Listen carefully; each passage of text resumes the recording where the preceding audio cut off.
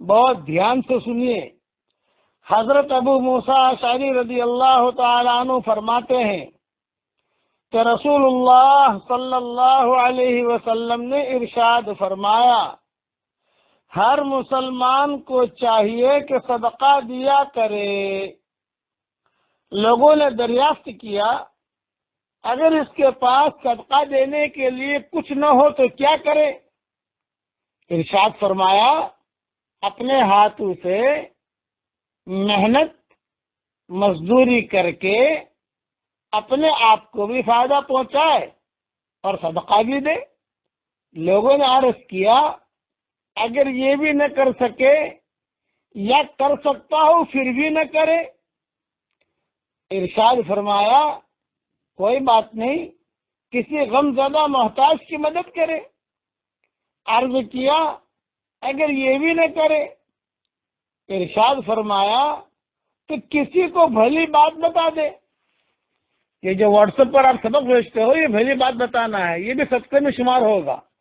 کسی کو بھلی بات بتا دے۔ عرض کیا، اگر یہ بھی نہ کرے؟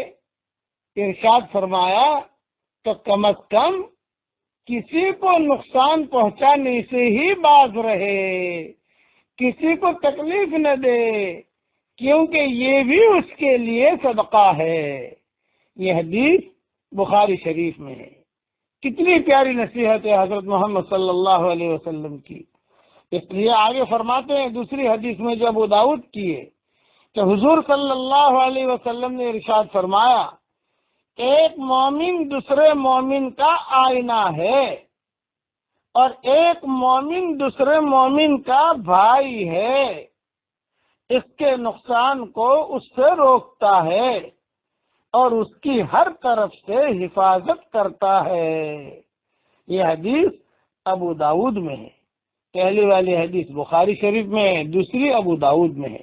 اس لیے یہ ذہن میں رکھو کہ کسی کو نقصان نہ پہنچاؤ، اور کچھ نہیں کر سکتے کم سے کم کوئی بھلی بات کسی کو بتا دو۔ روزانہ گھر سے نکلو، دعوت کی نیت سے نکلو۔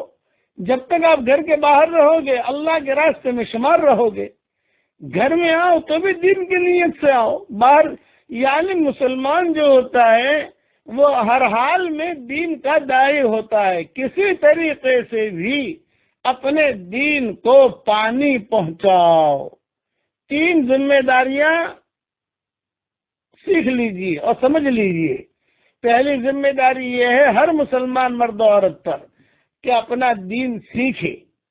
دوسری ذمہ داری یہ ہے ہر مسلمان مرد و عورت پر کہ اپنے دین پر چلے، اور تیسری ذمہ داری یہ ہے ہر مسلمان مرد اور عورت پر کہ اپنا دین دنیا میں پھیلے، اس کی کوشش میں لگا رہے۔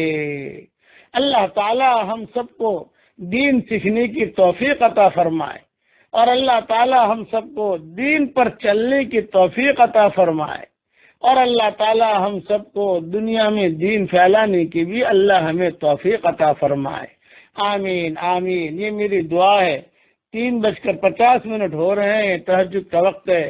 اس وقت یہ دعا کر رہا ہوں کہ اللہ تعالیٰ یہ دعا ہر فرد امت کے لیے اللہ تعالیٰ یہ دعا قبول فرمائے۔